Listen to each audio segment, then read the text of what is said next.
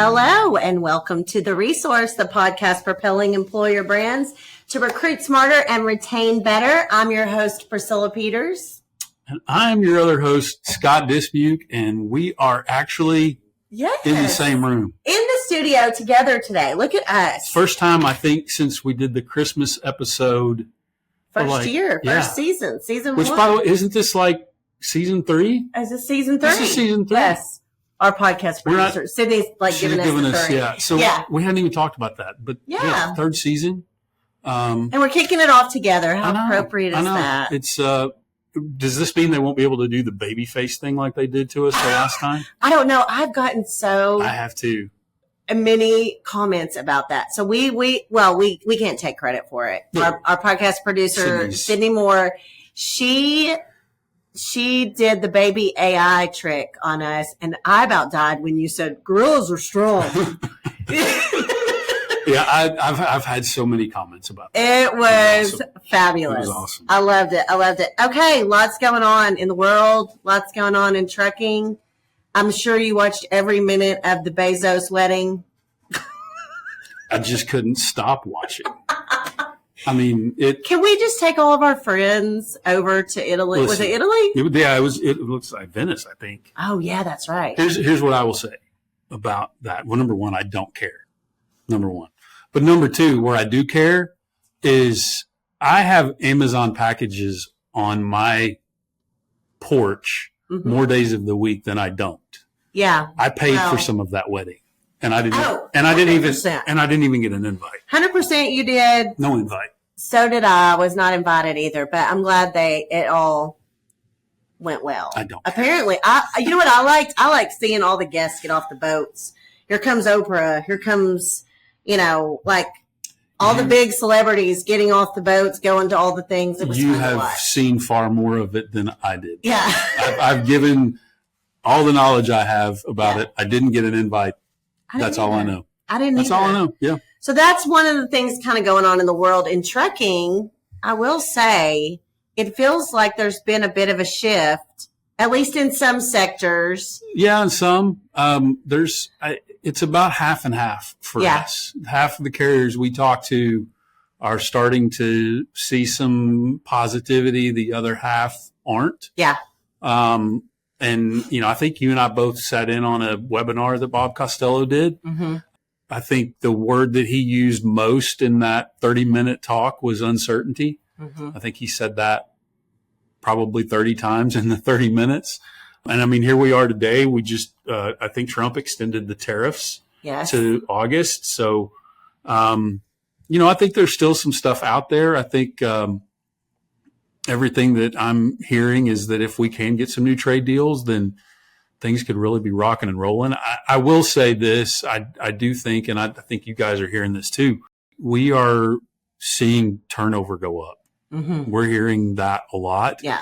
And I've said it on this, I think the last 2 or 3 episodes, that as the economy improves, I feel very strongly that we're going to have a major driver turnover issue. Yeah. That's going to hit us right in the face. Yeah, I think you're right. And I just think that we've been so comfortable, and we're going to dive in here in a second, but I think we've been so comfortable for the past 2.5, almost 3 years now, meaning, just capacity needs have not been what they normally are, what we're kind of used to from being in the industry as long as we have been.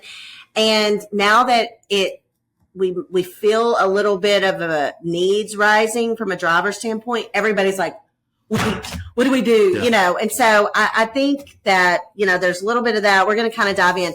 Good thing is we have just surveyed carriers. Mm-hmm. And so we always talk about the driver survey, but this episode, we're focused on a carrier survey that we are getting ready to release. And it's got a lot of interesting data. So just kind of, we'll give you a feel. If you're a viewer or a listener and you are a carrier, you'll begin to understand what others are dealing with and what their thoughts are. And this is exciting because this is the first time we've done a carrier survey. Yeah. We've done the driver surveys, 2 of those each year.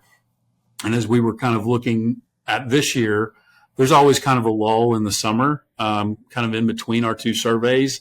And we thought, it'd be a good idea to hear what the carriers are saying. And so this is the first time we've done this. I think, unless something changes, we're going to do this now each year. So I guess we can say it will be annual. Yes. So it was really interesting to hear what carriers had to say about what's going on. Yeah. So we're going to dive into the carrier survey, but first we are going to hit our final mile first 5, sponsored by driver.jobs, your destination for hiring the drivers you need for your final mile operations. Driver.jobs, matching the right drivers with the right opportunities for every last mile. Now, Scott, this is normally when we would do our first 5. If we have a guest, we ask the guest 5 fun questions just to kind of break the ice, right? Yep. But we're not going to do that today because you and I, we know each other well, but we have one first 5. So we have one question for both of us, which I do love this. I do love this question that Sydney came up with. It says, if your life had a theme song every time you walked into a room, what would it be? So I'm going to show my age here a little bit. And hopefully there's some older folks that are, I say older, people that are our age.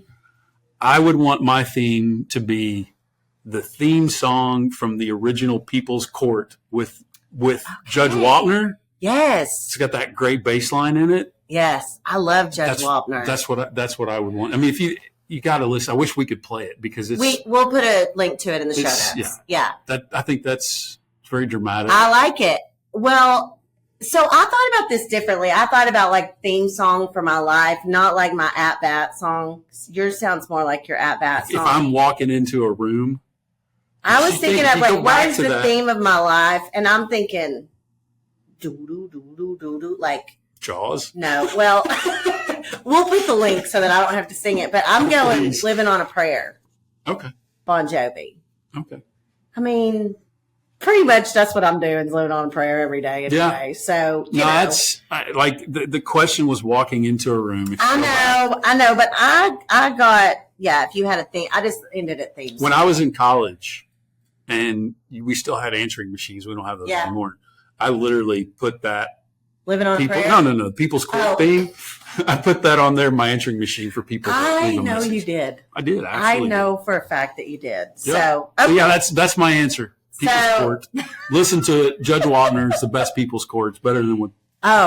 Better than Judge Judy. Better Judge Wapner. Well, I don't know about Judge Judy. Judge Judy's pretty amazing. I do love her. Yeah. But I loved Wapner. But better than all the others. Yeah.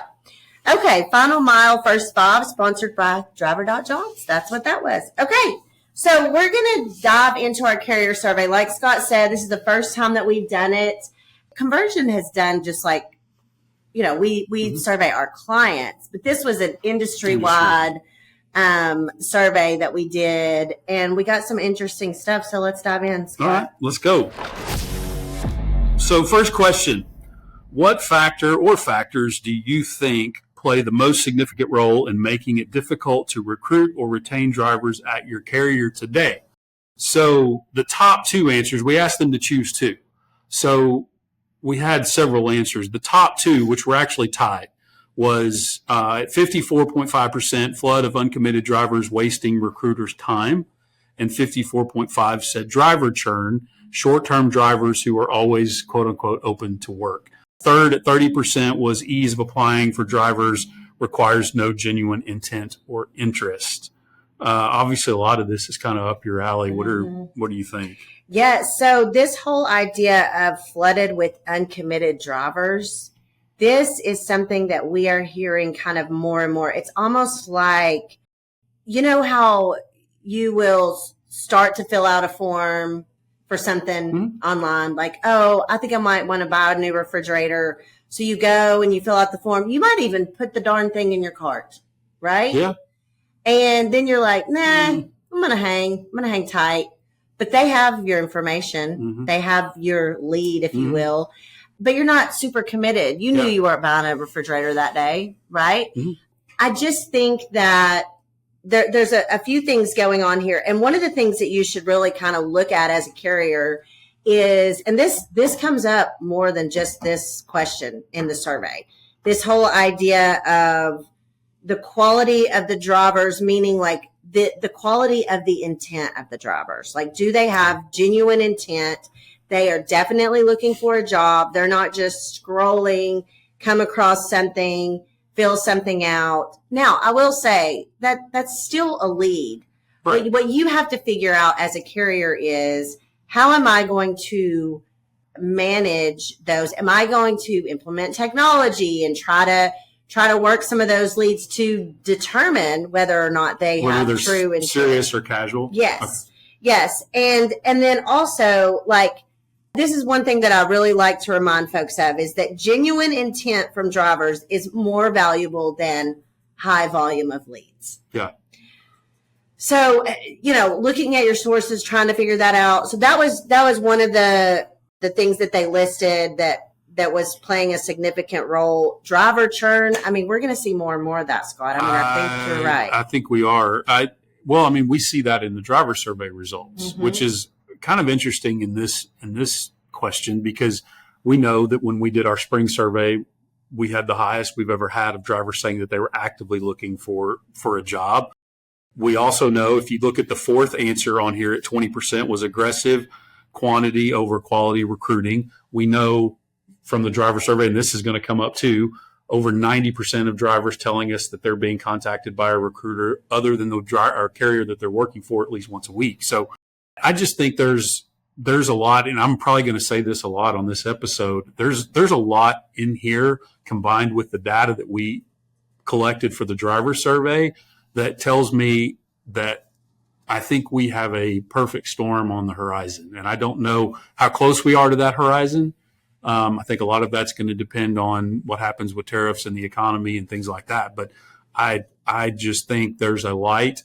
There's two lights at the end of the tunnel here. Mm-hmm. One is the economy improving, and we know that's coming. We just don't know when.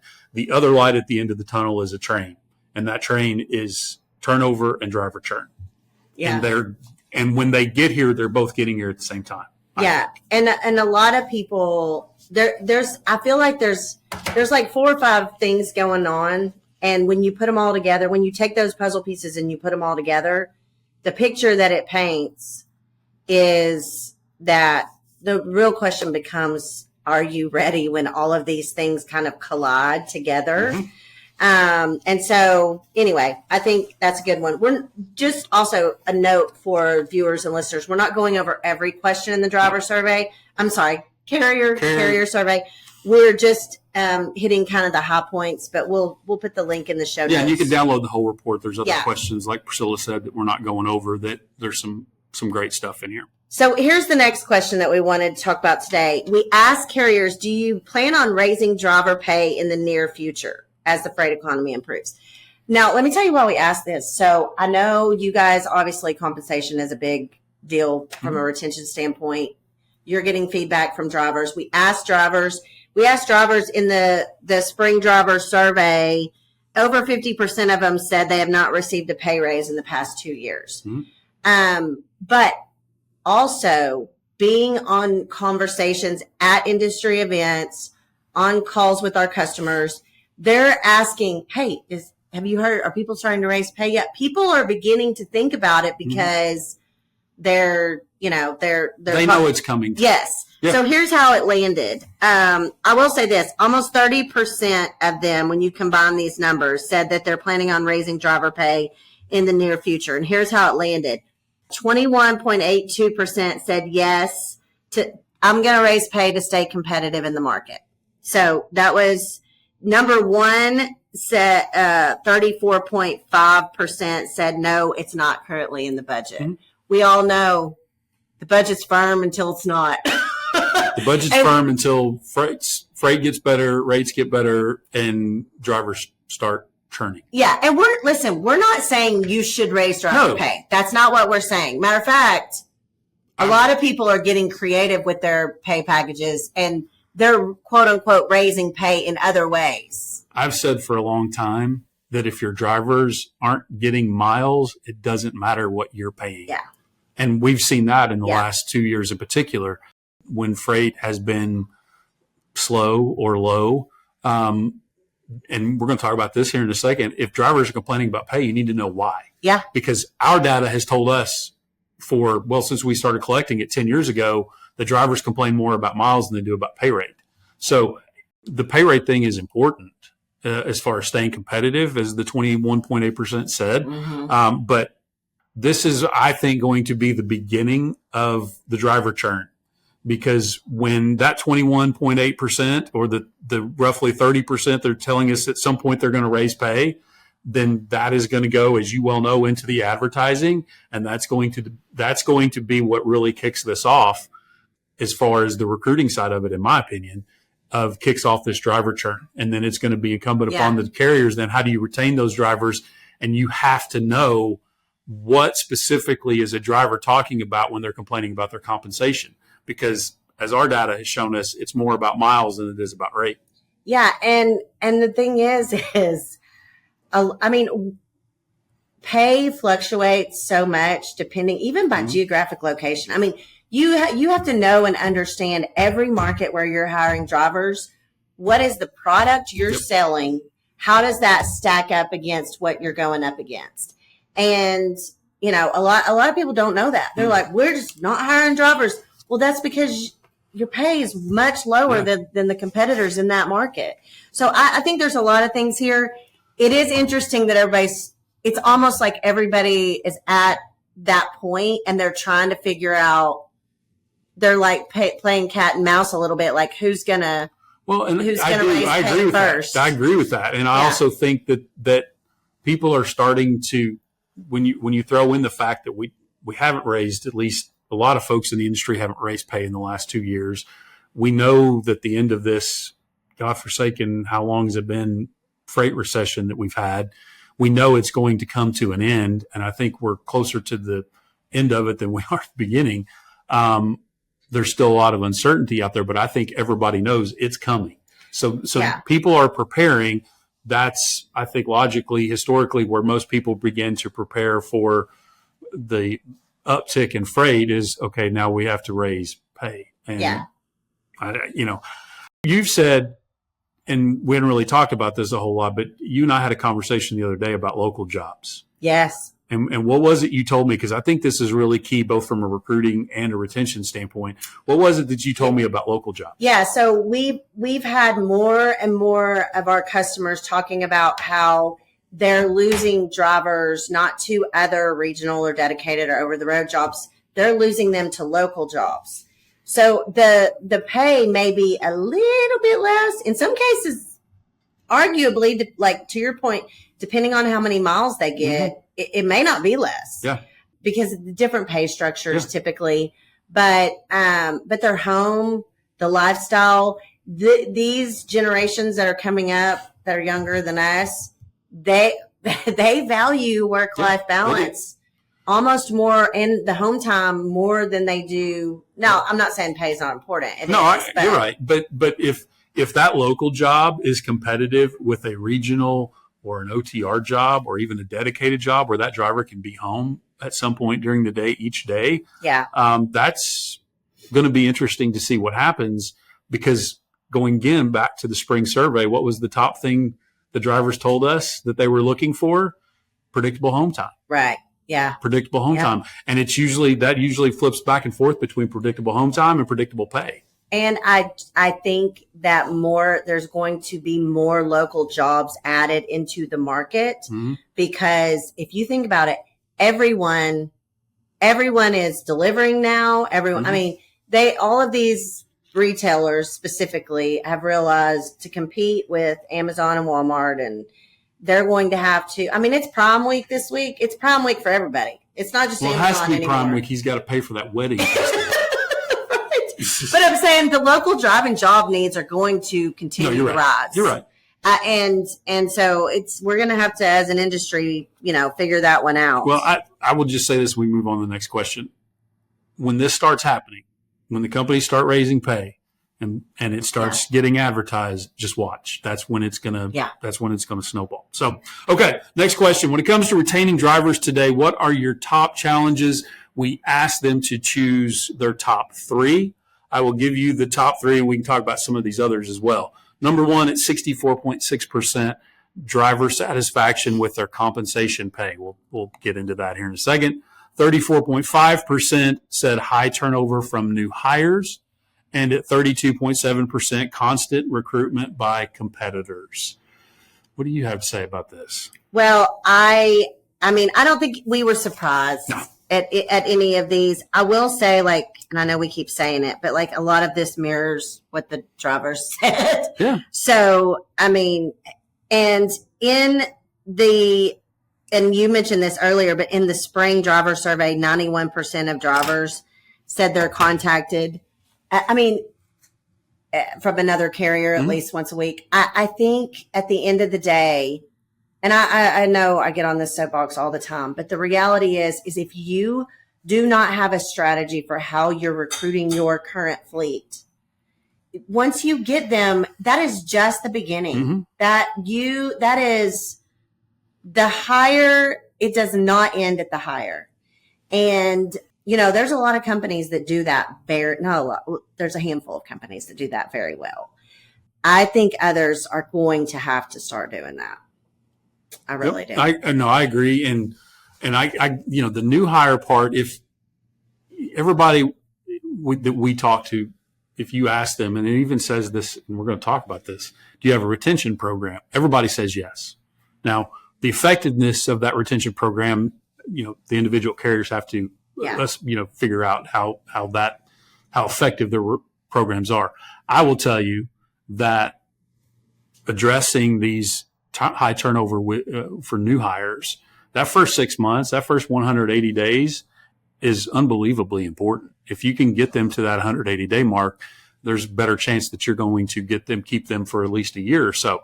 And that retention program that focuses on those first 180 days with proactive communication, reaching out to those drivers, that is unbelievably key. And you guys have heard me say this on numerous episodes before: quickly identify, quickly intervene.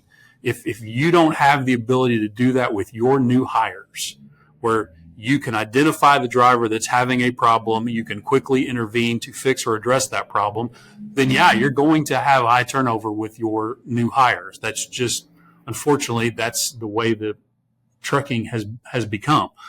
The other thing that I throw in here when it comes to the retaining side of things, based on our research, and we've done a lot of research on this, the cost per loss, not your cost per hire, but your cost per loss, which that number involves your cost per hire. The research that we've done, we've asked around, it's somewhere between $12,500 and $13,000 to lose one driver. One. So, and I think that's super conservative. You're not the first person that has told us that. It's probably higher than that. But if somebody wants to get in an argument about that, I'm happy to have that argument. But regardless, whether it's 12.5, whether it's 13, whether it's higher than that, you're losing money. And everybody is trying to save a buck right now. And I will just be blunt. The first thing that people have cut the last 2 years, retention programs. Yeah. Retention programs. So I think too, like I feel like sometimes people are like, oh yeah, we have retention, and then they move on, and my thing is what I think companies that do it really well, they have a system in place to track it really well. I know you guys offer that as part of your service, but even if they didn't use you, I'm just saying, like, you can't just have a retention committee or someone who's talking to your new drivers. You have to quantify it. You have to figure out what all the things. And over the past 2.5 years, that hasn't been as important.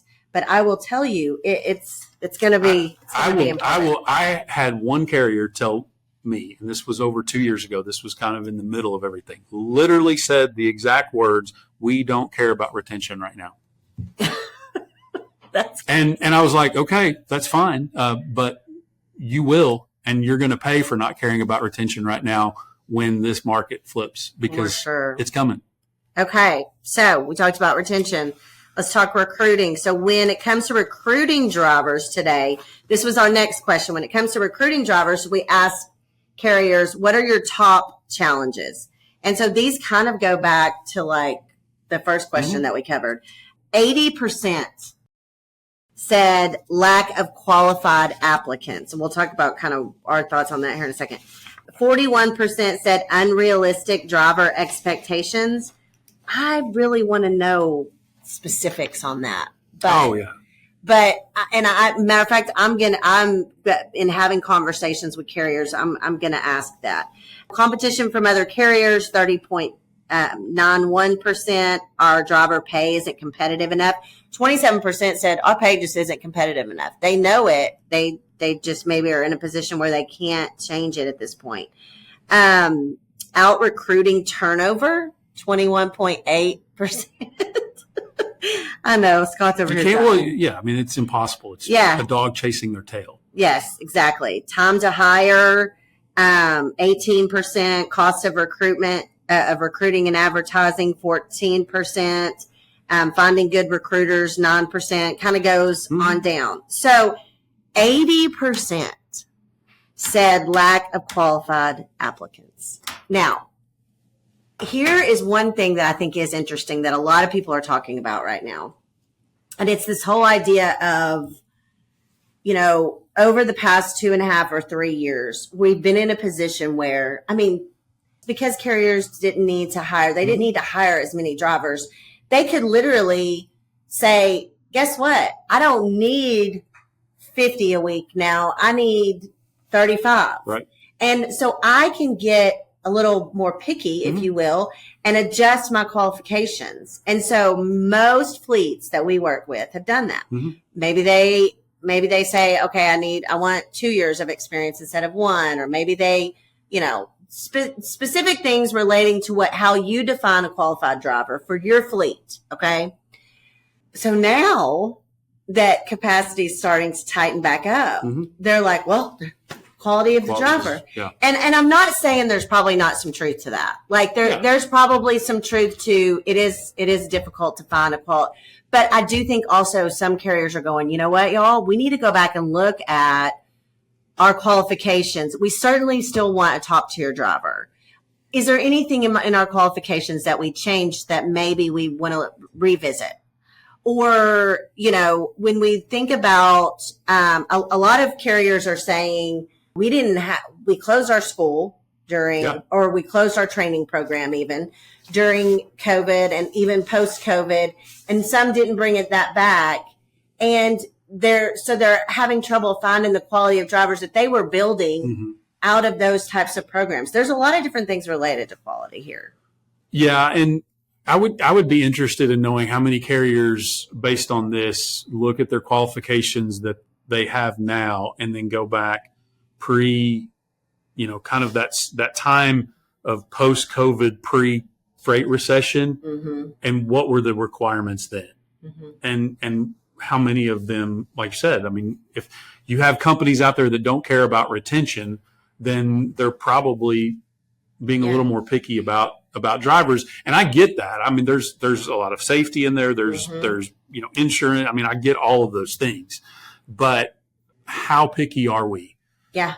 And I think too, think about it. I always like to use the dating analogy. I don't know. I just do. When you find drivers, I know, but so it's the numbers game of the number of fish in the pond has also decreased. We know that we have lost drivers to other industries, a lot of drivers during COVID, and we did a whole thing on this. We could go back and find that. Left the industry during COVID. They have not returned in many cases. So that's going to impact the quality of drivers as well. And remember Bob Costello, when he was talking about drivers as well, what was, talking about the English proficiency, that we know that has already begun to sideline a lot of drivers. And then was it the B1 drivers that he talked about coming across the border? This really stood out to me. If you haven't seen Bob's webinar that he did last week, I suggest you do it. But he talked about those drivers normally cross the border 2 or 3 times a week. And they've seen that shift from 2 or 3 times a week to about once every 3 weeks. And they've been asking these drivers, and what's been happening is these B1 drivers are coming into the United States, and carriers in the United States are convincing them to get out of their foreign-based truck and get into one of their trucks and haul domestically, which, as Bob said, is highly illegal. And he made a very big point on this webinar and said the Department of Homeland Security is really going to start cracking down on this. And so you're going to have the English proficiency, and you're going to have a lot of these B1 drivers. If they start cracking down on that, that's going to be a lot of capacity that's going to exit the market. Impacts the pond. And so the pond is staying the same size, but the fish. Yes. Another piece of data that came out of this carrier survey, it was not related to this question, but another one, but I think it ties in here, is 67% of carriers. We asked, are you expecting to grow your fleet in the next 12 months? 67% said they were in some form or fashion, whether it be just, significantly or slightly. So, that's 2/3. More freight, need more trucks, need more drivers, it's, again, all the puzzle pieces. They're all coming together. I mean, even if you look at the equipment side of this, that was the other thing that Bob mentioned, is that people are delaying orders, and we're seeing that in our data. I'm in the process of pulling together our Q2 data right now, and we're seeing an increase in equipment issues because carriers are now delaying their schedule from a trade-in standpoint because of so much uncertainty in the market. They're not getting new trucks. They're not getting new trailers. And so now the life cycle of that truck is being expanded. It's getting higher mileage, and the trucks are breaking down, which, by the way, goes back to compensation. If you're paying attention or have ever paid attention to anything we've ever said here, equipment issues, a lot of times, if that driver's in the shop time after time, one of the data points we've seen an increase in recently is drivers complaining about miles because of multiple and recurring breakdowns. Yeah. And that goes in line with what we're hearing. We're not ordering new trucks. Trucks are now older, more miles. They break down more frequently. Yeah. It's good stuff. Yeah. A lot of good stuff. A lot of stuff happening. Listen, we want to say a big thank you if you were one of the carriers that filled out this carrier survey. Thank you for filling it out. It's super helpful. Obviously, we would never share any individual. We don't even ask for name or company name anyway. We don't. But yes, we really appreciate it. Hopefully next year, if you didn't fill it out, you can fill it out next year and help us get some good information. We will link it in the show notes. You can also find it on the PDA or the Conversions socials. So, good episode. This was fun. This was fun. Yeah, we have to wait another 3 seasons before we do it again.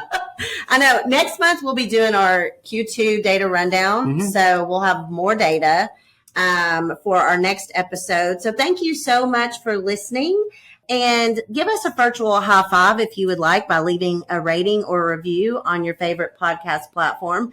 We would really appreciate that. Be sure to hit that subscribe or follow button so you don't miss an episode. And if you have any questions or feedback, you can reach out to us on social media, or you can drop us an email. All of those details are in the show notes below, and we'll be back next time. And guess what? We're a month away from football. That's all I will say. We're a month away from football. Yes. And then we can start talking about football. We don't have to talk about Jeff Bezos' wedding anymore. So anyways, we'll be back next time with more data, insights, and a little bit of fun to help you ace your recruiting and retention game. Thank you guys very much, and we'll see you next time.